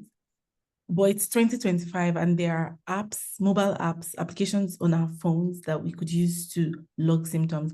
I think the most common form of symptom logging that we are all, or a lot of us, I presume, are aware of is logging our periods. So you can easily get a period tracker if you go to your app store on Google, and whether Android or iOS, and type period tracker or menstrual period tracker, you would see, something. So I think at the very basic level, we should be able to log our periods, but not just our periods, to be fair. Because there are other things to try to keep track of. And hopefully I get the chance to talk about that. But sometimes the things that ail us, or when something is wrong, there are patterns. It might be that your gut health starts to give you warning signs. Like maybe there's something you are eating that when you eat it, maybe you have some diarrhea or you have like some gas and all of that. So logging even what you eat can help, or logging every other symptom, like, oh, when do I have headaches, or when do I have XYZ? So yeah, it will be symptom logging. Symptom logging is also very important because it helps our doctors when we go to see. Another reference that was made from one of the earliest the speakers is when the doctor is asking you, oh, when was your last period, or how long is your cycle? Most people will kind of struggle or just give like an estimate, but these are things that we should know, so we know when something is off. And I think that this also helps us know when to even see the doctor. Like it helps us say, oh, something might be wrong here. Let me do something about it. So it'll be symptom logging. Thank you so much, Dr. Kiba, for that. You're welcome. All right, then I want us to move into the next round of questions. And this one is centered around daily habits and, actual solutions for us women. And I will start with Dr. Karen. And there's this popular statement I hear all the time, which is like, stress is a quiet disruptor. So Dr. Karen, can you tell us a simple daily habit that we can all as women adopt that, can help protect our hormonal health? Yes, thanks for the question. Dr. Fejiro has addressed stress and hammered on it in her presentation. So I'm just going to highlight what she said again. So stress is actually a silent saboteur. It's like sabotaging everything that we want to do because it creeps up and takes over and can lead to anxiety. So some of the things that stress do, it can mess with our hormones, our mood, our sleep, our weight, our fertility, and basically everything. So there are some consistent habits like getting enough sleep. And when we talk about sleep, it's good sleep. So doing things like turning off our devices before bedtime can help us get good sleep and take away some of the stress that we normally have. So good restful sleep, anything from about 7 to 8 hours at night at least. And then staying hydrated, drinking lots of water, about 8 glasses of water a day should be good. So we can track that and try to keep up with that habit. Then having weekly exercise of about 150 minutes in total. So that's 30 minutes a day for 5 days, or in total in the week 150, but don't do everything all at once. That'll be too much. So you can do little things like, it doesn't have to be necessarily going to the gym or getting the best of the workout equipment. Walking moderately 10, 15, 20 minutes a day or 30 minutes, lifting light weights. It doesn't even have to be that you're going to buy the dumbbells. You can fill up plastic water bottles with sand or water and then do some exercises just to get the muscles moving and the body moving. And then our diet is also really important. Snacking on unhealthy things can actually disrupt our hormones and make stress worse. So we should choose healthier choices. Not always easy, but aim to choose healthier choices, and then incorporate more fruits, vegetables, and greens. So I actually always talk about eating like our ancestors. They didn't have sausage, they didn't have the processed stuff. They had only the good things straight from the soil and the water bodies and the land. So we should try to have less of the processed stuff and more of the fresh stuff. We'll feel good about it also. When you're talking about it, that, oh, I had some greens along with my meals, you feel good talking about it as well. So it can also be a mood booster. And then what we start our day with is very important. So practicing habits which are appreciative to our own selves, not beating ourselves down, positive words, prayer, positive meditation, reading the Bible. Those are very important. So what we start our day with is so important. And even the meals that we start our day with, sometimes we feel like having heavier meals, but starting our day with meals packed with protein might actually help us better and stabilize our blood sugars and reduce cortisol spikes. So cortisol is the hormone implicated in stress. So having meals that will help regulate the spike that can lead to more stress is very important. And then let's learn to protect our peace, ask for help, and say no more often, as has already been mentioned. So yeah, thank you so much, Dr. Karen.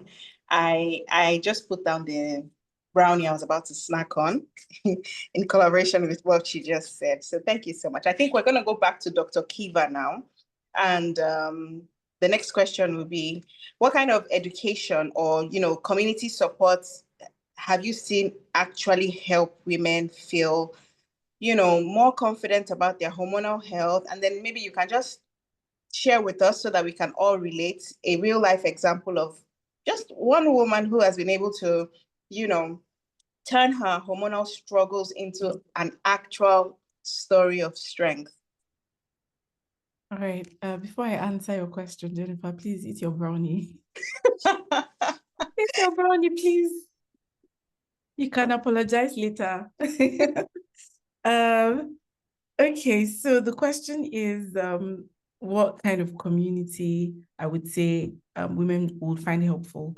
Before I come to this, I want to say that to the previous question you asked around the one habit, I want to mention, because this is like, we have a lot of career women here.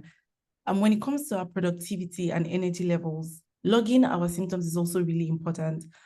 For instance, sometimes we're PMSing and we don't know. PMS is like premenstrual syndrome, where your period is coming, and before that time, maybe you're literally eating like a thief, or you're unusually emotional, or your energy levels drop, stuff like that.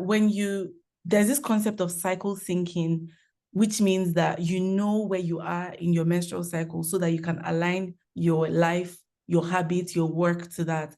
It kind of allows you know that, oh, okay, my period is coming, so a couple of things are likely to be off. So you sort of know how to schedule your work, and you know the things to do or not do. So that's also like it ties to productivity, ties to our mental health. I've also spoken to women who did not realize, they just sort of realized that they would feel depressed.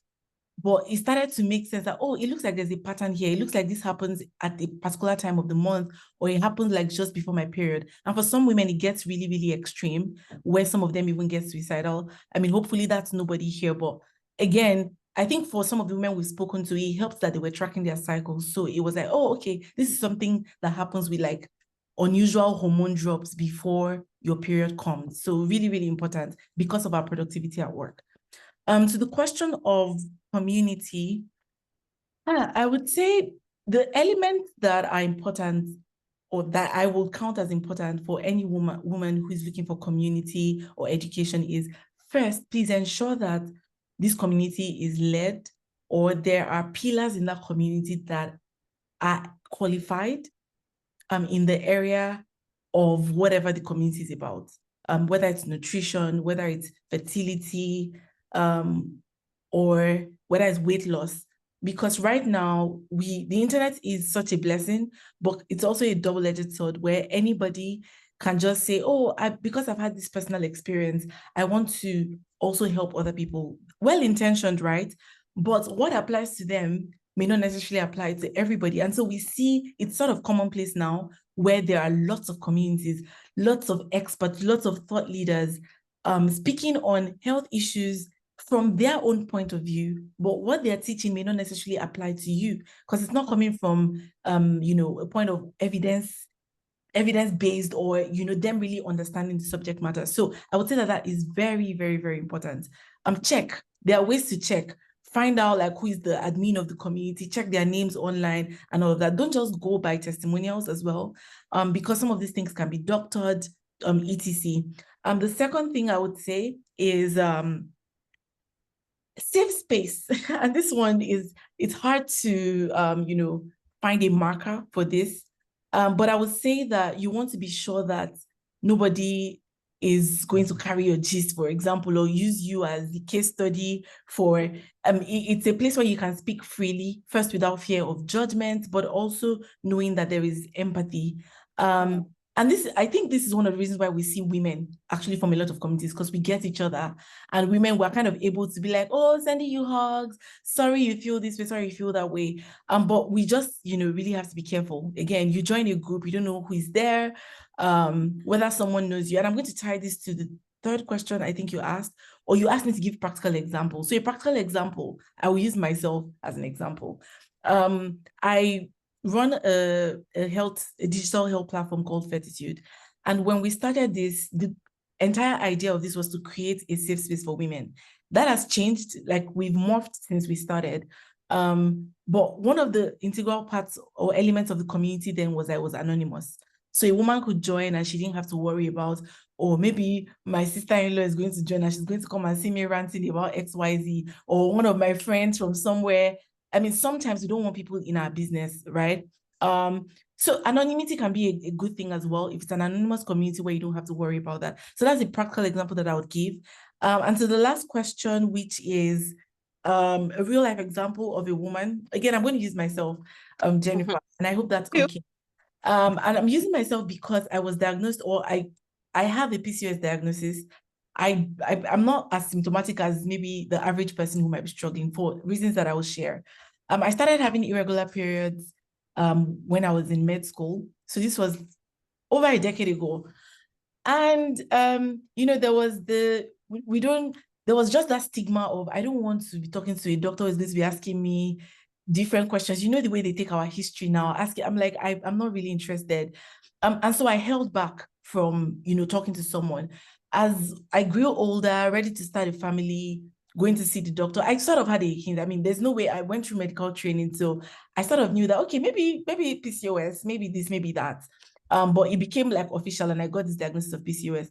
But I think that the way that I turned that to strength, first of all, was it took a lot of me doing my own personal research, which is also one of the gaps that Fertitude exists to solve.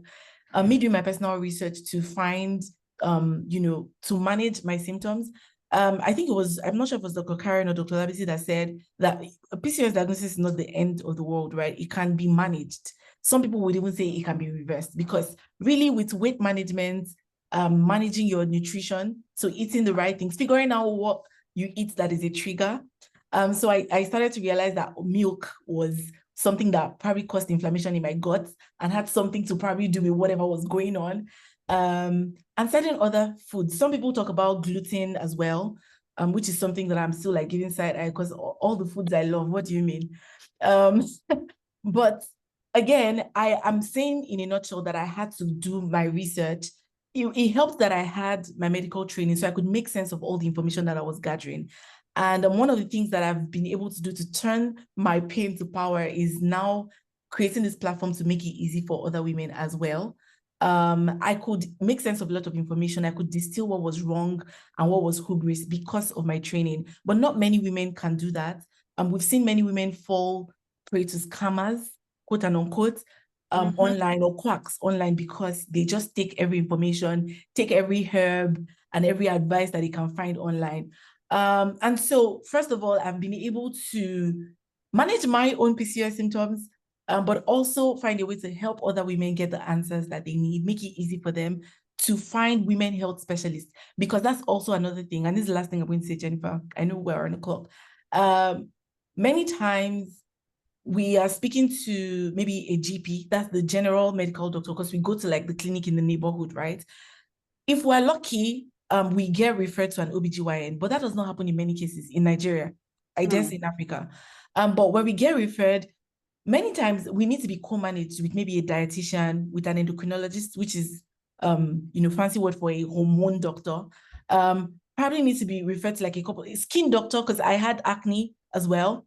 And the solution to my acne was something so simple that I would not have known that if I didn't know who to speak to. So I've been able to manage my symptoms, but I'm helping other women do that, because now we're aggregating like women health specialists so that women can easily speak to who they need to speak to get the answers that they need. And I hope that answers the question, Jennifer. I'm sort of trying to keep it quick because of time. Perfectly well. This session is gradually turning into a master class that I feel should be paid. It's like we're all getting free consultation, and I'm loving all the tips and pointers being shared. Thank you all so much. So we're going to move to Dr. Olabisi now. And my next question for you would be, a lot of women, that have been diagnosed with PCOS constantly worry about childbearing, fertility. Can you tell us, are there any new tools available today? Is there any new hope, if I dare say so, something to support them on that journey? Right. Thank you, Jennifer. Let me quickly do two things. One, I'll jump the clock and I'll say I think it's a good point to congratulate the organizers of this webinar, because the wealth of knowledge that has been shared has been very, very insightful. Even for me, I'm very, very I'm learning so much from persons that have spoken here today. So congratulations. Then I'll quickly piggyback to the last speaker. There's something that I like to say to my patients, and even for career persons, for professionals, you find that when you interact with patients or clients as it were, you wonder at the way that people source their information, or that they process information that you have given, or that they compare information that you have given. And two things that I always like to say to them, given as much as I'm a trained professional, I've even gone as far as specializing in one aspect of medicine. If I introduce myself to you and say that I'm a gynecologist, however, I'm going to be flying a plane tomorrow to Morocco, I'm almost certain that you will not join me. The chances that you will ask me questions as to where and how I got the authority or the learning or the skills to do that is high. But that's not what people do when it comes to their health. When it comes to their health, anybody just comes on the internet and begins to share information on what should be an expert opinion. And then you find that even supposedly learned persons will take that information as gospel. Another thing that I also use in teasing my patients is to say that, do you imagine that for something like an aeroplane, no matter how technical it is something that comes with models of learning, that comes possibly with a manual. And if I told you I wanted to fly one, you will doubt it. Then why do you think that even human beings that come as unique entities, despite the fact that we have the same basic structure and function, we are still unique entities? So why would doctors or professionals offer people advice, and then they'll begin to say, no, my colleague that, or my friend, or my family or relative that had PCOS was treated otherwise? We need to understand that there are conditions, which is even common to PCOS, that presents differently in different persons. And sometimes they need to individualize the manner of approach of treatment. So people need to learn that. Now I'll go back to my own question. In terms of PCOS and fertility, one of the major concerns that people have when you make that diagnosis of PCOS is fertility. I like to say very, very firmly that PCOS patients can and do get pregnant on their own, even without any intervention of any professional. They get pregnant on their own. And I tell a quick story.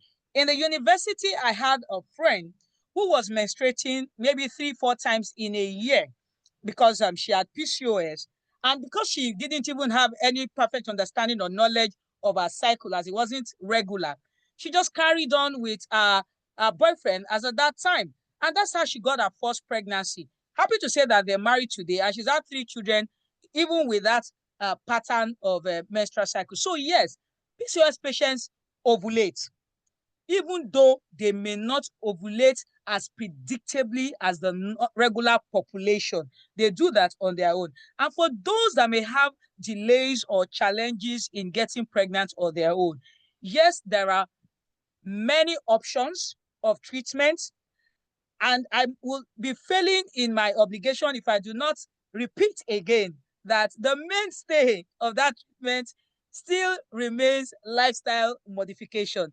Just by adhering to that alone, it should appear like the simplest of all the options that we have, but we find that it's almost like the most difficult thing for clients to do. They will really prefer for you to prescribe a gamut of medications, but if you are there to the lifestyle modification, a lot of them will get pregnant. And there are drugs that we use to induce ovulation, to improve ovulation. There are also surgical approaches. Of course, we also have the last option, the assisted conception. But yes, there's good news that patients with PCOS do get pregnant. Thank you very much. Thank you so much. I'm loving the current tempo in the room now. So let's do something. Let's do a quick fire round. So to all our panelists, just in one sentence, can you tell us one thing you wish more women knew about their hormones? So I'll start with Dr. Kiva, just one sentence. This question is hard. One thing that women know about their hormones? Yes, like one thing you wish more women knew about their hormones. That you have power over, I mean, you said one word, one thing, okay. I mean, you have power over like being able to have hormonal balance to a good extent. With tracking and, you know, lifestyle, just having like living a healthy lifestyle to a great extent. Fantastic. So let's move to Dr. Karen. One sentence. Well, one thing I wish women knew is that they can easily get the help they need. It's just finding the right place to go. Like one of my fellow speakers said, there's a gamut of information, some falls. So there's help out there. Don't feel shy when it comes to finding out more about your health as well as your hormonal health. So that's one thing I want women to know, that there are safe spaces for you. Fantastic. So Dr. Olabisi, can you give us one sentence as well? Okay, understand your body, listen to it, and report when necessary. Thank you so much. Thank you so much. Please, in the chat, can we just give I don't even know how to say it, round of applause times 10 to all these speakers. This has been, even for me as a pharmacist, I have learned so much. It has been so powerful. And I really, really, really want to thank the organizers of this program. The crop of speakers have been so solid. Thank you to all our panelists for bringing both your knowledge and actually your hearts. And then to everyone here, we have learned that our health is our power. And, you know, it starts with awareness and, you know, small daily decisions that we take to empower ourselves.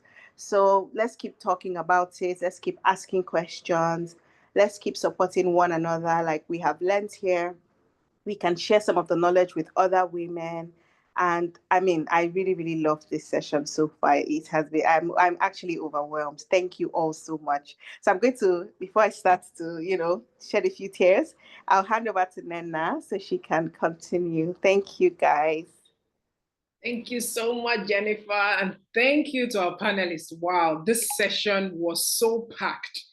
It was educative, informative. I don't know what else to say. Like, she said, just put fire emojis in the chat, clap for all us, because this is free knowledge that we're getting, that we're supposed to be paying for, right? There are a lot of people that are offering master classes here and there. We probably would have been paying millions for this, or maybe thousands. Well, I don't want to exaggerate. But yes, we're about to take our Q&A, and our Q&A is for both the keynote session, which was delivered by Dr. Fejiro, and the panelist session. So any of our doctors here can jump in and attend to the questions. So we're going to do it in, we're going to try to be orderly. You can raise your hands if you have questions, or you can drop them in the chat. So please, questions. I would say that this is a platform. It's a safe space. That's number one. This is a platform for you to learn and leave here with something or a question that has been bugging you since about your health, about your hormones, about anything, just ask. Please ask, and we'll attend to you. So we have we're going to use the next 5-10 minutes to take questions and respond to them.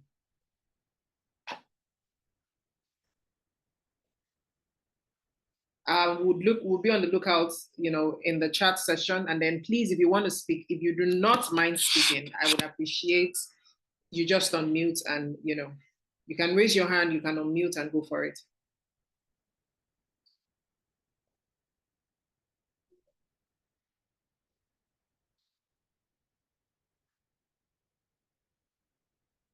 And then while we're waiting for other people to ask, I feel like the brunt of everything that I'm living here with today is lifestyle modification. It could change a lot of things. They've spoken about sleep patterns, drinking water.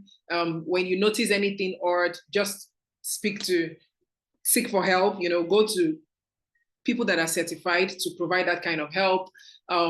Take walks. Right now, that a lot of people are working either in the offices and all of that, they are not as active as they are supposed to be. These are some of the lifestyle. I'm trying to make it simple. I mean, they mentioned it, but I'm just trying to also highlight on them or harp on them again so that we can live here with some of those lifestyle modifications. And I think that when it comes to management of even chronic illness, it's not just hormonal, everything like are you diabetic? Are you hypertensive?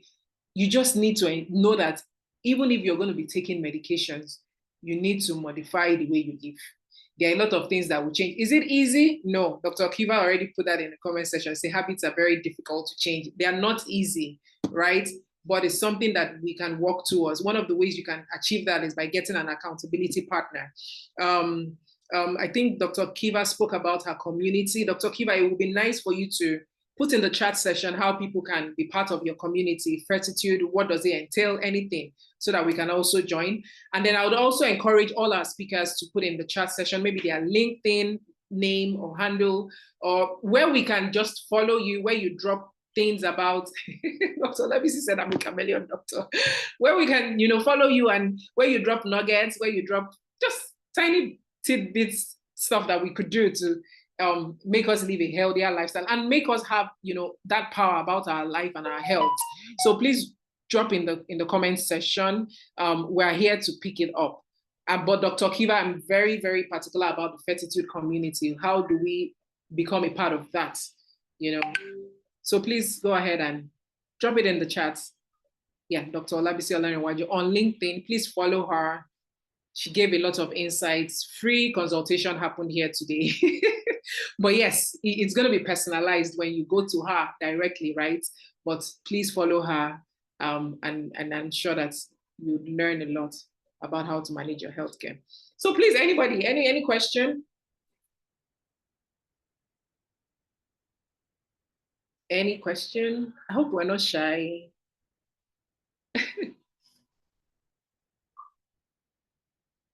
Okay, thank you, Dr. Kiva.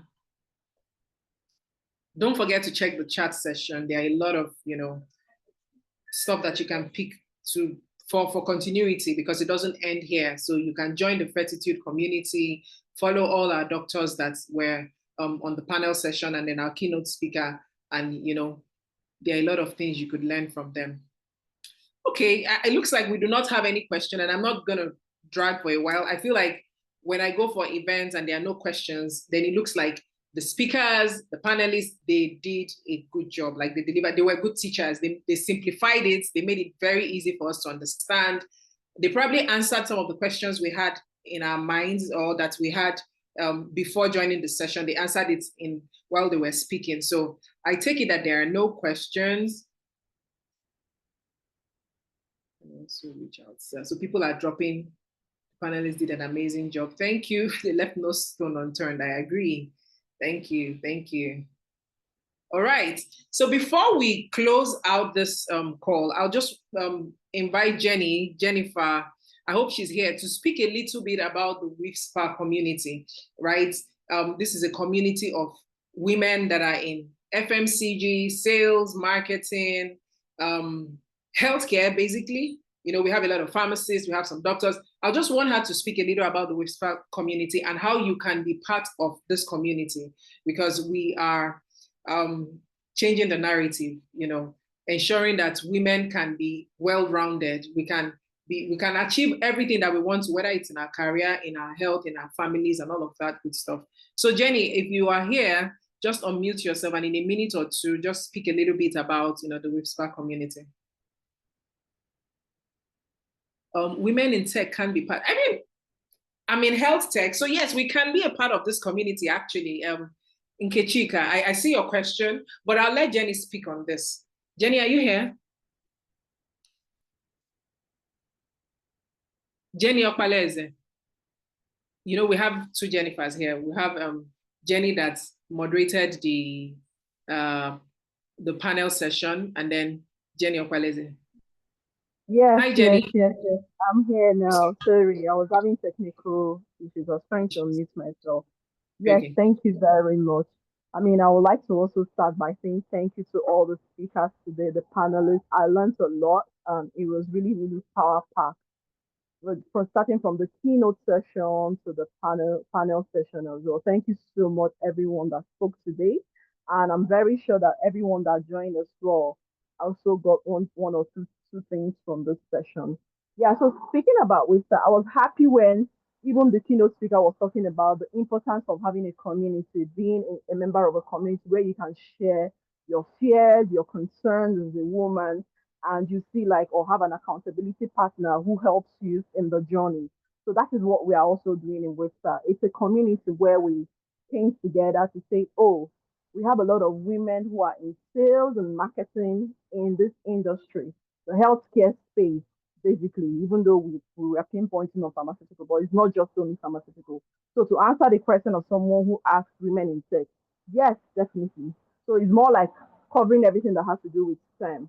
So women in tech, women in consumer goods, women in health sciences, women in medical space, women in anything that has to do with healthcare, the whole ecosystem of healthcare, and also consumer goods, even banking system as well too. People in banks and all are part of the community. What we are doing is just to hold each other's hand and talk about things that concern us as women in terms of pivoting in our career. What can we do better? How can we help each other? People who have been there, seen it all, who are pivoted and have become executives in different industries and in their different companies, that they can, teach the younger ones on what to do, pitfalls to avoid, and certain things to do to position themselves better.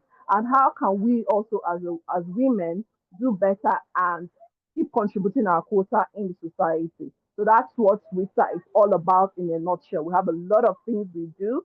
We also have our CSR parts where we go to secondary schools. We are supporting girls in schools to, especially in underserved communities where they can't, some people don't go to school because their parents can't afford school fees. We do such things. Like in September now, we're doing our back to school project where we have contributions from different members of the community and people who have also paid or registered members of the community. Part of those registration fees are also, pushed to help that sponsor a girl project. So in that way, we are making sure that we have the girl child have education so that it can create a better pathway for themselves.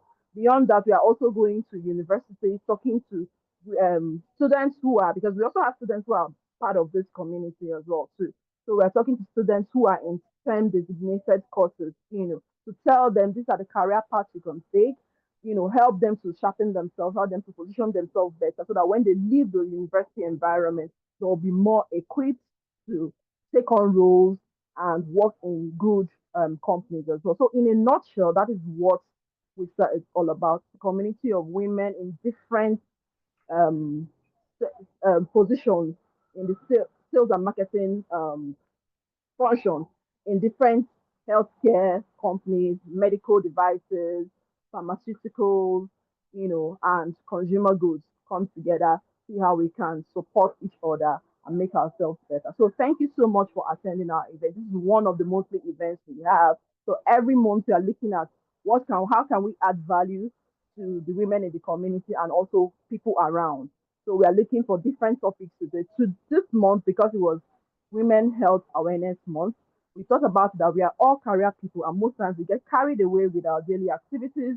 We don't take care of our health, and most people. I was laughing when Jennifer said something about most of the symptoms that I think was Dr. Karen mentioned that she could relate to it. Most of us live with these symptoms, and because of the society we are in, you don't want to talk about it. You don't want to be seen as being weak because maybe you cannot show up at work because you're having one, health issue or another. So when we come together like this and empower ourselves, learn more about what we need to do, what are the daily habits we need to avoid, what can we incorporate in our daily habits to make sure that we are, that we have our health in check while we keep showing up as the best version of ourselves in our career. So that is why we did that, and we're able to pick experts who did justice. You would agree with me that they did justice to the topic as well. Taught us more. I mean, I know that this topic is exhaustible because if we want to talk about it, we spend the whole day and we will not even touch it all. So please feel free to follow any of them. If you have any personal questions that you feel that you don't want to share here, you can follow them on LinkedIn, share the questions with them, have conversations with them, and take it up from there. So thank you so much, everyone. And I'll hand over back to Nena to close the session. Thank you, Jenny. Thank you. Thank you. So WIFPSA is a community that you should join. I mean, like she said, it's open to women in tech. It's open to women in sales, marketing. I mean, I would typically say women generally, right? If you want to go fast, they say go alone. But if you want to go far, go with a community. When you have someone telling you, oh, I made a mistake here. This is my experience. I tried to do this and it didn't turn out well. So don't take that way. Do it this way. You would go farther. You would do better. So in that community, we share a lot of things. Job ads for people that want to pivot from, either the career they are in to another career path. For people that want to grow, a lot of things. The community is a thriving community where we help to lift each other up. So please join the community. Follow all our panelists. In fact, you will be doing yourself a disservice today if you're not following them. Dr. Karen has put in the chat her LinkedIn, her TikTok, IG.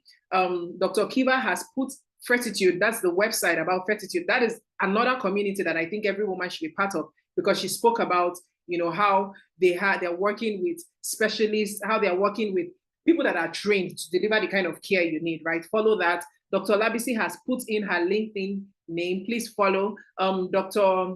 Fejiro, I think you can also follow her on LinkedIn because it's very easy for you to just use her name. You can search for her name on LinkedIn, follow her on LinkedIn, and they just follow them. They drop every nugget here and there about your health, about women generally. Just how would you be the best version of yourself? You should be following these women. Dr. Jennifer has also dropped about Mariam Gray. That's her pharmacy. She's trying to ensure that regardless of your socioeconomic status, you have access to quality pharma care. She's in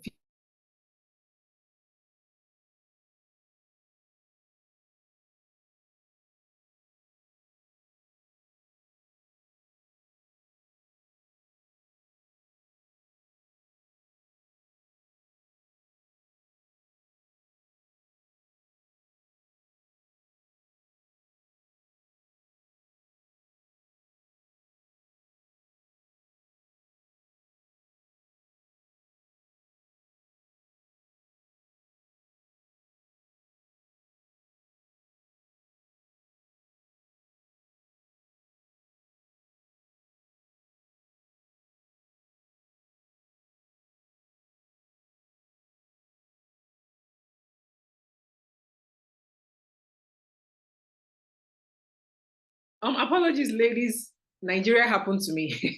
But yeah, that's the end. I would just like to say thank you to everyone for joining. Have a great rest of your day and enjoy the rest of your weekend. Bye, ladies. Bye, everyone. Thank you, Nina. Bye. Bye, everyone. Thank you. Bye, everyone. Bye. Bye. Bye. Thank you. Bye.